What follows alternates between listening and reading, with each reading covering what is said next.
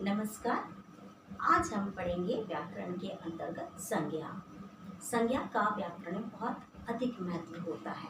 किसी भी भाषा की व्याकरण को समझने के लिए उसका शुद्ध ज्ञान करना आवश्यक होता है और इस शुद्ध ज्ञान के लिए हमें विभिन्न प्रकार की व्याकरणिक इकाई को जानना होता है। तो व्याकरण के माध्यम से यदि हम देखें, उसके दृष्टिकोण से हम देखें तो व्याकरण के अंतर्गत हिंदी व्याकरण में संज्ञा बहुत अधिक महत्वपूर्ण है, क्योंकि व्याकरण का प्रारंभ यहाँ से आप कह सकते हैं कि यहाँ से हमें विभिन्न प्रकार के उसके अंगों को जानने के प्रति जो लालसा होती है, उस लालसा और जिज्ञासा में कमी आती है कि हमें उस संबंधित भाषा का ज्ञान हो चुका होता है। तो हम संज्ञा से व्याकरण का प्रारंभ करेंगे। आइए पढ़ते हैं हम संज्ञा। संज्ञा किसी व्यक्ति, प्राणी, वस्तु, स्थान, भाव आदि के नाम को संज्ञा कहते हैं। अर्थात आप ऐसा कह सकते हैं कि किसी भी व्यक्ति, हम सब मानव व्यक्तियों की श्रेणियों के अंतर्गत आते हैं, तो प्रत्येक व्यक्ति का एक नाम होता है। आपका भी नाम है, मेरा भी एक नाम है। जैसे देश भर में जितने भी मानव हैं, जितने भी व्यक्ति हैं, उन सब के कुछ न कुछ नाम अवश्य हैं। तो व्यक्ति का एक नाम होता है। इसी प्रकार प्रत्येक वस्तु का भी एक नाम होता है। आप दिन भर में विभिन्न वस्तुओं का प्रयोग करते हैं। कागज, कॉपी, पेंसिल, पेन, यह सब वस्तुएं हुई। इन सब वस्तुओं का भी एक नाम होता है। ठीक इसी प्रकार से मानव के मन में भाव आते हैं। इन भावों का भी कोई ना कोई नाम होता है। जैसे कि हम रोते हैं, हंसते हैं, गाते हैं, खाते हैं, और इसी प्रकार जिस स्थान पर हम रहते हैं उसका भी एक नाम होता है। तो विभिन्न प्रकार के स्थलों में जो नाम उन्हें दिए गए हैं, जो स्थलों के लिए प्रयुक्त किए जाते हैं, जैसे देवास, इंदौर, उज्जैन, मुंबई, दिल्ली, तो प्रत्येक स्थान का एक नाम अवश्य होता है। तो इस प्रकार से किसी व्यक्ति, वस्तु, स्थान और भाव के नाम को संज्ञा कहते हैं। इसी आधार पर संज्ञा को 3 भागों में बांटा जाता है। तो संज्ञा इस प्रकार से 3 प्रकार की होती है। उसका पहला प्रकार या भेद होता है व्यक्तिवाचक संज्ञा।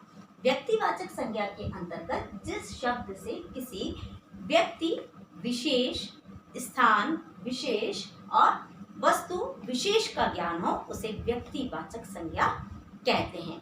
अब यह विशेष क्या है?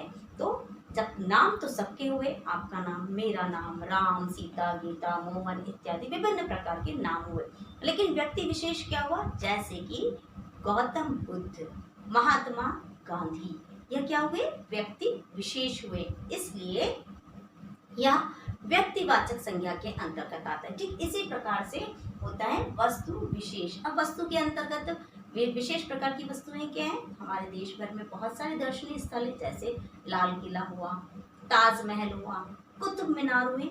यह सब किस प्रकार से वस्तु विशेष के अंतर्गत आते हैं। तो यह भी व्यक्तिवाचक संज्ञा के अंतर्गत हुआ। ठीक इसी प्रकार से स्थान भी विशेष होते हैं। विशेष स्थानों में दिल्ली, मुंबई इत्यादि या विशेष स्थल हुए। तो व्यक्तिवाचक जो संज्ञा होती है उसके अंतर्गत विशेष व्यक्ति, वस्तु और स्थान आदि का बोध होता है। व्यक्तिवाचक संज्ञा के बाद में संज्ञा का दूसरा भेद है जातिवाचक संज्ञा। जातिवाचक संज्ञा के अंतर्गत जिस शब्द से किसी प्राणी, वस्तु, स्थान आदि की संपूर्ण जाति का बोध, अर्थात पूरी जाति का बोध होता है, पूरी जाति का ज्ञान होता है, वहां पर जातिवाचक संज्ञा होता है। जातिवाचक संज्ञा के उदाहरण के रूप में हम देखें तो हम सब मनुष्य हैं, हम मनुष्य जाति के अंतर्गत आते हैं। तो मनुष्य क्या हुआ? जातिवाचक संज्ञा हुआ। और जितने भी पशु हैं वे पशु जाति में आते हैं, तो वह भी जातिवाचक संज्ञा में हुआ, क्योंकि वह पशु की श्रेणी के अंतर्गत आते हैं। यदि कहा गाय, तो गाय संपूर्ण जाति का प्रतिनिधित्व करेगी, उसके अंतर्गत सारी जाति आ जाएगी। ठीक इसी प्रकार से वस्तु, वस्तु के बारे में यदि बात की जाए तो आपने कहा खिलौना, आप सबके पास में खिलौने होंगे, आपने देखे होंगे खिलौने। अब वह विभिन्न प्रकार के हो सकते हैं, सबके पास में अपनी अपनी रुचि के खिलौने होंगे, लेकिन जब कहा खिलौना तो उसमें बच्चों के खेलने के सभी खिलौने आ गए, इसलिए वह जातिवाचक संज्ञा हुआ। ठीक इसी प्रकार से यदि हम स्थान की बात करें तो कहा देश, इस विश्व भर में बहुत सारे देश हैं, लेकिन जब देश कहा तो जाति विशेष के अंतर्गत देश आता है। तो इस प्रकार जातिवाचक संज्ञा के अंतर्गत जाति सूचक जितने भी प्रतिनिधित्व करने वाले शब्द हैं जो उनकी संपूर्ण जाति को बताते हैं, वह जातिवाचक संज्ञा के अंतर्गत आते हैं। संज्ञा का अगला भेद होता है भाववाचक संज्ञा। भाववाचक संज्ञा के अंतर्गत गुण, दोष, भाव, दशा, स्वभाव आदि का बोध होता है, अर्थात ऐसे शब्द जो हमें गुण के बारे में, उसके दोष के बारे में, उसके स्वभाव के बारे में बताएं। तो संज्ञा शब्द जो भी होंगे वह गुण, दोष और उसके स्वभाव इत्यादि की बात करेंगे या उसके संदर्भ में हमें बताएंगे। जैसे कि गुण, अब किसी भी वस्तु का गुण हो सकता है, अब किसी भी वस्तु का गुण हो सकता है, वह आकार में बड़ी हो सकती है, छोटी हो सकती है, कोई सुंदर हो सकता है, कोई कुरूप हो सकता है, सबकी अवस्था अलग अलग हो सकती है, अर्थात सबकी दशा अलग अलग हो सकती है। कोई बहुत बुद्धिमान हो सकता है, कोई बहुत अधिक मूर्ख हो सकता है। तो यह सब भाववाचक संज्ञा के अंतर्गत आता है। तो भाववाचक संज्ञा के अंतर्गत वे शब्द जो किसी भी व्यक्ति, वस्तु, स्थान आदि के गुण, दोष, अवस्था आदि को बताते हैं, उसे हम भाववाचक संज्ञा कहते हैं। ये थे संज्ञा के 3 भेद जिन्हें हमने पढ़ा। इन 3 मुख्य भेदों के अंतर्गत हमने व्यक्तिवाचक संज्ञा, जातिवाचक संज्ञा और भाववाचक संज्ञा का अध्ययन किया था।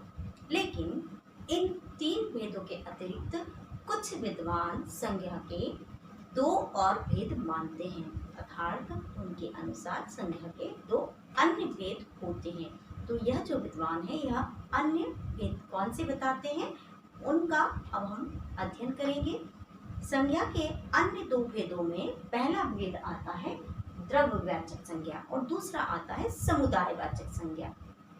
द्रव्यवाचक संज्ञा के अंतर्गत किसी भी पदार्थ और द्रव्य का जब हमें बोध होता है, अर्थात ऐसे शब्द जो हमें किसी पदार्थ या द्रव्य का बोध कराए तो उन्हें द्रव्यवाचक संज्ञा कहा जाता है। अब द्रव्यवाचक संज्ञा के अंतर्गत कौन कौन सी चीजें आ सकती हैं? हम सामग्री की बात कर रहे हैं, हम पदार्थ की बात कर रहे हैं और हम द्रव्य की बात कर रहे हैं। तो हम विभिन्न प्रकार के सामान के अंतर्गत, वस्तुओं के अंतर्गत हम भोजन बनाते हैं, विभिन्न प्रकार के अनाज का अर्थात अन्न का उपयोग करते हैं। हम तरल पदार्थों का भी उपयोग करते हैं, जैसे कि जल हुआ, दूध हुआ, तेल हुआ, तो यह द्रव्य पदार्थ हैं।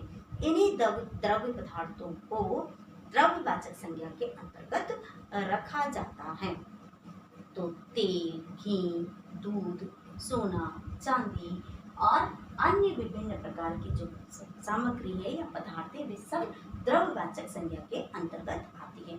अगला संज्ञा का जो भेद इन विद्वानों ने बताया है वह है समुदायवाचक संज्ञा। समुदायवाचक संज्ञा को समूहवाचक संज्ञा भी कहा जाता है।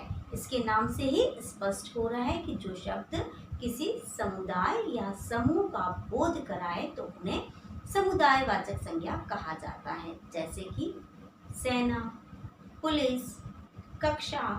अब सेना शब्द यदि कहा तो सेना के अंतर्गत जो एक होता है वह तो सैनिक होता है, लेकिन सेना शब्द कहा तो वह समुदाय के अंतर्गत आ रहा है, हमें बता रहा है कि वहां पर पूरा एक समूह है जिसे हम सेना कह रहे हैं। आप लोग कक्षा के अंतर्गत बैठते हैं तो कक्षा के अंतर्गत आप अकेले नहीं होते हैं, आपके बहुत सारे सहपाठी आपके साथ में होते हैं, वे समूह के अंतर्गत आते हैं, तो वह भी समुदायवाचक संज्ञा के अंतर्गत आएंगे। तो इस प्रकार कुछ अन्य विद्वानों ने द्रव्यवाचक संज्ञा और समुदायवाचक संज्ञा को भी संज्ञा का भेद कहा है। तो हमने आज संज्ञा और उसके भेदों का अध्ययन किया। आप संज्ञा की विभिन्न प्रकार की व्यक्ति, वस्तु, स्थान, प्राणी इत्यादि की सूची बना सकते हैं। इस सूची को जब आप बनाएंगे तो आप पाएंगे कि प्रकृति के अंतर्गत जो संपूर्ण प्रकार की विषय वस्तु है, जो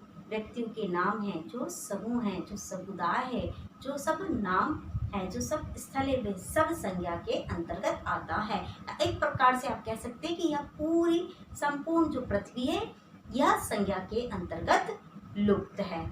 नमस्कार।